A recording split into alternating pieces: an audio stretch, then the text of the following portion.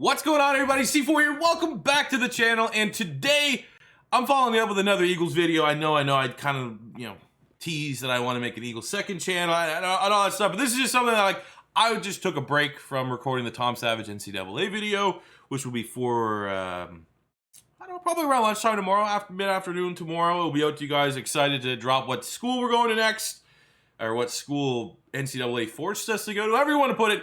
But then I was checking my phone. I got a bunch of pings on Instagram about a post saying that Philadelphia just may be in on Deshaun Watson. And this is, if you've watched any of my videos around the time that I announced Carson Wentz would be leaving the Philadelphia Eagles, I was like, Deshaun Watson's the guy. He's one of my favorite players in the NFL. Probably my favorite quarterback in the NFL, I would say. So the fact that he was available, even though the Texans are saying that they're not getting rid of him, he's not going to be a Houston Texan. So the fact that Philadelphia now, as you can see this report that's in the background here, Jeff McClain, who's a very legitimate Philadelphia Eagles beat reporter, has confirmed that Howie Roseman is kicking the tires and seeing what's going on and what it might take to get Deshaun Watson from the Texans, which is not it's not earth-breaking. I'd be almost shocked and disappointed if Howie Roseman, in need of a quarterback now, because all we have is Jalen Hurts on the roster, wouldn't at least see what the Texans are looking for. And then you have another report here from an NFL source familiar with the Eagles, so it's probably Joe Banner. A lot of times it's former GM Joe Banner when these things kind of leak. But then again, he does kind of tag his name onto quotes and stuff. But Howie will give everything he has for Deshaun Watson.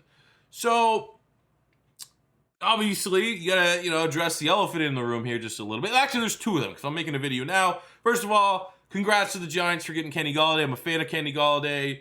And just because he's on the Giants, it doesn't mean I'm no longer going to be a fan. The same has been true for Saquon Barkley since he got drafted there.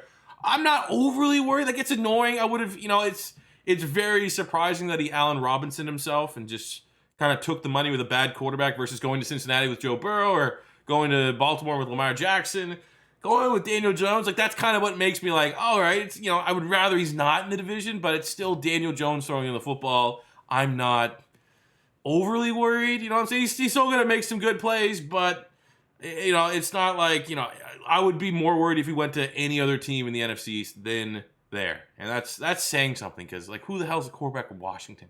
Who the hell's the quarterback of football team, right? You got Fitzmagic for 1 year, but that's a 4-year contract at Golladay. They still have more questions. I'd still be a little bit more worried with Fitzmagic than I would with Daniel Jones. But yeah, hey, I'm not going to just be a salty rival. If you're a Giants fan, hey, that's good news for you. Happy you guys were able to land your big fish. And hopefully there can be a little bit of good karma coming to that for the Philadelphia Eagles, because Adoree Jackson was set to meet with the Giants Sunday and then meet with the Eagles on Monday. And maybe now, because they have all that money to Kenny Golladay, that could price themselves out of Adoree Jackson. I don't know.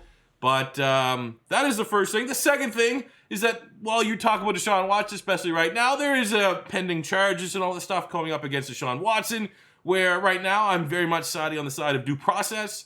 There's been some, I don't know, it just looks like a sleazeball lawyer. But, and like I said, I'm a fan of Deshaun Watson. I've been a fan of him since he was a sophomore at Clemson.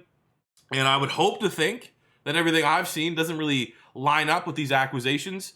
But, who knows? He could come out and have very similar extracurriculars to Robert Kraft, come out as a dirtbag. And if that's the case, then, I'm trying not to say anything that in retrospect could just not age well.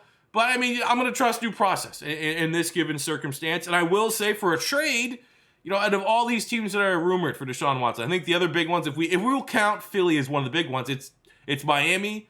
I think a lot of people think he could go to San Francisco. So, out of those ones, though, at least Philly has a history of giving a guy a second chance. If Deshaun Watson has some extra baggage, I could see some of these other teams going okay, no. But Philadelphia, we show with Michael Vick that we are a franchise. We have an owner that loves to give players a second chance. So from that standpoint, if things go bad for Deshaun Watson and he comes out like a dirtbag, again, it's really weird to say, but Philadelphia could strengthen Philadelphia's chances, because they might not be put off from making a deal for Deshaun Watson. While the other teams don't want that bad PR, Philly's going to be hey, worked out well with Michael Vick. He made the most of his second chance, and I think Deshaun Watson can do the same. But we will just presume for the rest of this video that, due process, and as of right now, he has not been indicted or anything crazy like that. So Deshaun Watson is a very, very talented quarterback. He is a legitimate superstar quarterback in today's NFL, and he is available. Regardless of what the Houston Texans may say, he is available. So there's two expenses that come to Deshaun Watson. First up is the salary cap. And when you really look at it, it's not that bad. I'm going to move this right here. Look, he has the 14th biggest cap hit for all the quarterbacks. And he is what? If you're ranking the top quarterbacks in the NFL, he's 5, probably. Could be as high as 3. He's in that like 3 to 6 range, right? And the fact, it's quarterbacks. Quarterbacks get paid. He got his contract. But the fact that this year, it's a very manageable number. $15.9 million cap hit. That would work for Philadelphia. I'm not even going to bother look at the Philadelphia Eagles salary cap because you could just see the salary cap is a myth, but it's never more so a myth this year because you see the Taysom Hill contract. Philadelphia could very easily get $16 million salary cap for someone like Deshaun Watson by just kicking money into next year when a lot of people project the salary cap is going to be going up substantially. So, I'm not worried about the financial for Deshaun Watson. Obviously, when you look at 2022, 2023, you do have a potential out here, but $40 million plus the next 2 seasons is going to be kind of steep, but, it's Deshaun Watson. You pretty much got to pay whatever you would pay. So from that standpoint, not overly worried for the Philadelphia Eagles. It then comes down to compensation. In this article, no one really has what Deshaun Watson is going to cost. And I think, and I could be wrong on this, I think Deshaun Watson would cost, I think it starts at 3 first-round picks. I think that's ultimately probably what the Texans are going to be forced to get. The bridges are burnt. I feel like that there within itself kind of sucks if you're a Texan fan because he just won't show up. He seems like the kind of guy that just would not show up if they don't trade him. And I think Deshaun's probably worth 4 firsts, but he's going to go for 3. And if that's the starting price, and then you look at who else? Houston is a team that, Bill O'Brien's not there anymore, but you've seen them make a lot of player trades. They're doing a rebuild. Players that could make sense in a trade that Philly could package those 3 first-round picks with. Taking a look here at the roster, I think, obviously, at wide receiver, there's probably nothing really much to trade. I think Zach Ertz makes some sense, right? You get that young pass catcher that wants to move, and whoever they have in Houston next year, be it, potentially Jalen Hurts could get in on this trade compensation. But whoever's at quarterback, Zach Ertz would be a massive upgrade at tight end, even if he is coming off a down year. And a tight end is very, very important for that safety net, for that young quarterback. If they get a Trey Lance, a Justin Fields, or Mac Jones, or whatever in the upcoming draft. And they would have pick 6 to do so. They could figure out if they want one of these QBs or to wait a little bit longer. Another player, Andre Dillard. He was a guy for sure in 2019 that the Houston Texans very much wanted. Philadelphia actually traded ahead of the Houston Texans to get Andre Dillard. So then the Texans had to settle with Titus Howard, who actually I had in my final mock draft, which is one of my all-time great first-round mock draft predictions. But I think Andre Dillard would make a whole lot of sense. Zach Ertz would make a whole lot of sense. If they are interested in Jalen Hurts, that could definitely be a trade that happens. I think Philly would be willing to part with Derek Barnett, given the fact that they haven't worked out a long-term contract. But I don't know if Derek Barnett really would fit in the Houston Texans defense. But that's a guy there that would make some sense. I think they could be interested in. That's probably it. I don't think Philly would really be shipping Darius Slay financially. Probably wouldn't make a whole lot of sense at this given time. We don't have a lot of good underrated depth guys that we could move. So, unless they would want Derek Barnett, I do think it'd be like an Ertz and a Dillard kind of situation. I believe I talked about this before because I have made hypotheticals about Philly potentially trading for Deshaun Watson, but I've never really explained why I would kind of commit to paying whatever really the price is for Deshaun Watson. And the reason is, you need a superstar quarterback in today's NFL. I don't think we're going to see another team, for at least from today's current landscape of the NFL. You're not going to see a guy like when you look at Jalen Hurts. What's best case scenario? Absolute best case scenario for Jalen Hurts, right? He has limitations that are probably never going to change for a quarterback in the NFL. Best case for Jalen Hurts, he plays like a fringe top 10 quarterback. Like that's kind of his ceiling. In today's NFL, I just don't really think with how the rules have shifted, you're going to be able to win that Super Bowl with that fringe top 10 quarterback and relying on a great run game or relying on a great defense. You need at least a consensus top 10 quarterback, and you need to trend a little bit more because you exclude Tom Brady. Look at all the other successes. It's been, really good teams with quarterbacks, right? And John Madden analysis, right? Shocking, crazy. But my point being is that these guys do not grow on trees. Bonafide superstars do not grow on trees. And when they're available, and you're like, oh, well, we could afford them, but do we really want to give up the draft picks, right? Do we really want, and you look at this for Philadelphia, if the price is going to be 3 firsts, right? 3 firsts, and we'll say, hypothetically, Jalen Hurts. Deshaun Watson is like multiple tiers ahead of Jalen Hurts, right? It just is what it is, right? You're never going to be like, well, I didn't really want to trade for Deshaun Watson because I wanted to see what Jalen Hurts had, right? Like, no, it doesn't even count. So then you're like, well, if we give up those 3 first-round picks, those are massive investments. But if you don't think Jalen Hurts is the guy, that means ideally, and that's why we're dealing with right now the pick 6, is like Philly is going to be chasing a quarterback until we have one. Or you give up all that trust that Howie Roseman can find us another franchise quarterback, and you just get the guy. You get a guy that's a proven franchise quarterback that's just starting to scratch his prime. So let's just say oh, well, who knows? Maybe we can get a guy that's better than Jalen Hurts with those first-round picks. So we'd have to give up a compensation. And as someone that has watched so much college football, there's just no Deshaun Watson that'd be realistically an option for Philadelphia. So we all know a lot of the guys in 2021. Like, I would take, if I was like someone like Jacksonville, right? And that's probably the only guy that I'd be like, I'd rather take my shot with Trevor Lawrence than if somehow Houston was like, we'll give you Deshaun Watson if you give us first pick for Trevor. I think I would still rather Trevor Lawrence, but I would rather, honestly, I would rather Deshaun Watson over Zach Wilson. I'd rather Deshaun Watson over Justin Fields. I'd rather Deshaun Watson over Trey Lance. I'd rather Deshaun Watson over Mac Jones.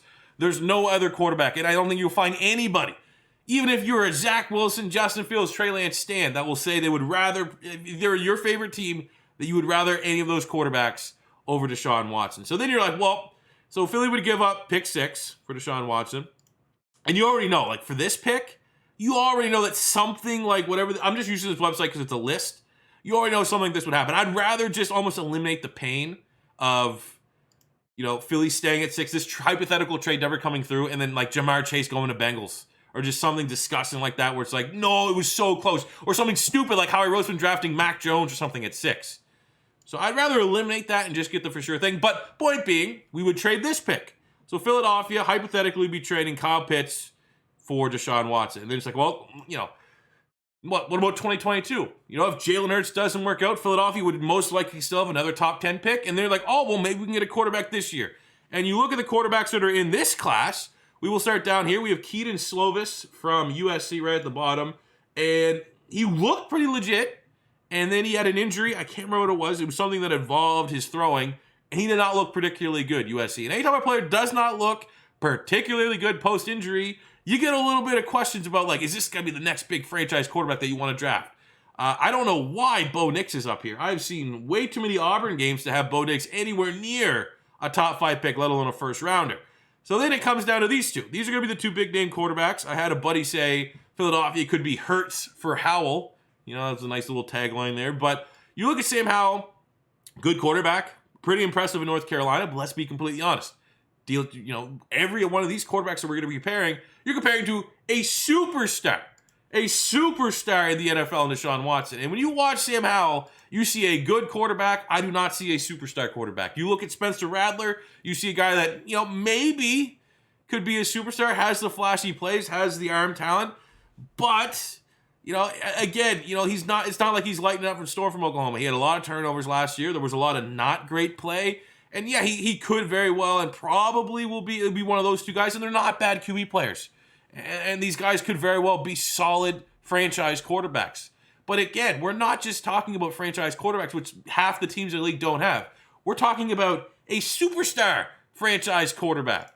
And point being, I would argue that I think Howell would be a better fit for Philadelphia than someone like Rattler. But as of right now, and it's still very early to be talking about 2022, and I will talk about 2023, is that Philly's not going to be bad enough to get this pick. Like, no matter what you think about the Eagles and what I mean, Philly is never going to... I would be absolutely astonished with the players that Philly still has. We still have a very good offensive line if they stay healthy. We still have a pretty damn good defense. Darius Slay, Fletcher Cox, all those guys. I just don't see any way that even with Jalen Hurts, we saw what he could do against the Saints, that Philly is like a bad enough team to get that number 1.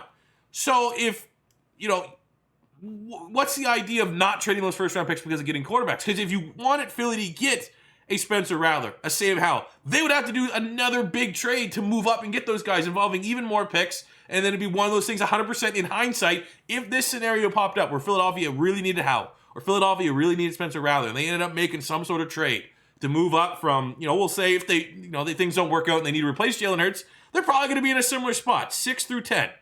It's going to cost them a lot, and probably enough that we can look back in hindsight if Philadelphia didn't trade it with Houston for Deshaun Watson and being like, whatever we're giving up to move up to get a Rattler or Howell, why didn't we just give that up for Deshaun Watson and get a for sure thing? So that's 2022. No quarterback worth getting over Deshaun Watson, and to get a quarterback worth getting, maybe that could contend with Deshaun Watson, Philadelphia would have to trade a lot of assets. Why not just take the for sure thing? So then we go to 2023. This is very, very far down the line. You have 3 quarterbacks here. CJ Stroud, I'm actually not super familiar with him, but I do know Bryce Young. He's like the Russell Wilson of college, being hyped up to be that type guy. And yeah, all right, this is very long. But again, niche size, he is kind of undersized, so it's got to wait and see. And then you have Uiagalelei from Clemson.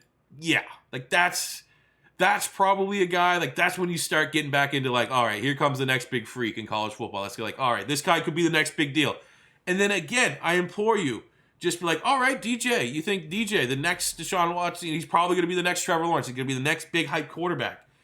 We are not going to be in a position to get this guy. It's going to be the Jags all over again. Whatever team actually sucks enough to get that first, there should be no chance that they're going to flip it. Or if they are flipping it for someone like this, it's going to be multiple, 2 first-round picks, 3 first-round picks. So every single type trade that involves Philadelphia potentially moving up to get a quarterback. So that I'm just targeting the demographic Eagle fans that want to hold on to I don't want to pay too much for Deshaun Watson. Those picks that you are we can't give those up.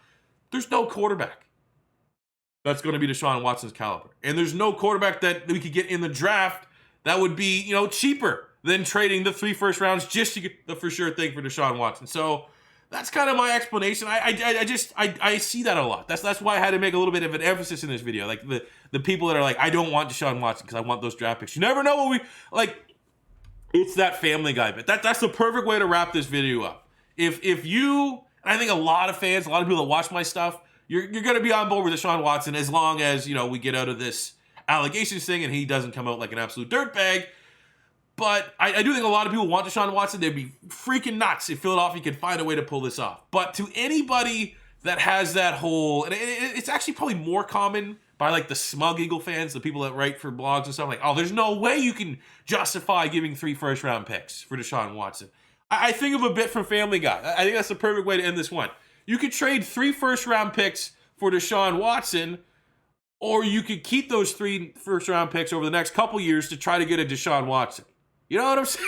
That is the analogy here. And I think that whatever price ever comes out for Deshaun Watson, whatever team gets him, be it Philadelphia, be it Miami, be it San Francisco, or any other team, I just think for anybody that gets upset about the draft pick compensation, that's the only answer that you just see. It's because you wanted Deshaun Watson. That is the guy. This guy is a top 5 quarterback, a superstar quarterback. He can carry his team. He's incredible. And any picks that you want, it's just that Family Guy bit. It's I don't want to give that pick up for Deshaun Watson. I want to use that pick and maybe get a Deshaun Watson. So I don't know. I'm glad that Philly's name is linked with him. It's definitely, it's not great that once the bad stuff comes out about Deshaun Watson, that's when Philly starts getting linked to him. But I'd do it, man. I would absolutely do it. Even just from the relief that I don't have to watch Philadelphia at pick 6 screw it up this year.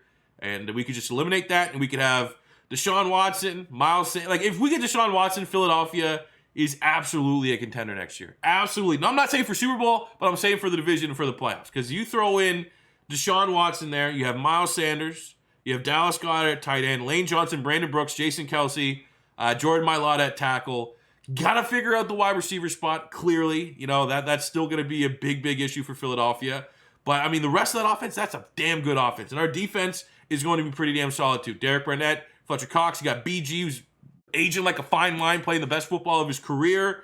Anthony Harris was a really, really good signing. Darius Slay is a baller at corner as long as he's not playing man-to-man coverage with DK Metcalf. right now, with Jalen Hurts at quarterback, whatever Philly plans to do, if they stand pat, I'm projecting a rough season. I'm projecting a season that my expectations are going to be absolutely nil. Like, my expectations next year, if this is roughly the Eagles roster, is like, I hope guys develop.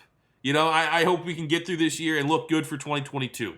But you get Deshaun Watson, it makes this team a contender, and I hope it happens. But anyways, that will do for me today, guys. I got to get back to playing some NCAA football so I can get that video out to you guys tomorrow. Thank you for watching. As always, first time stopping by, don't be afraid to hit that subscribe button. Smash the like button if you enjoyed. Until next time, it's C4. Say peace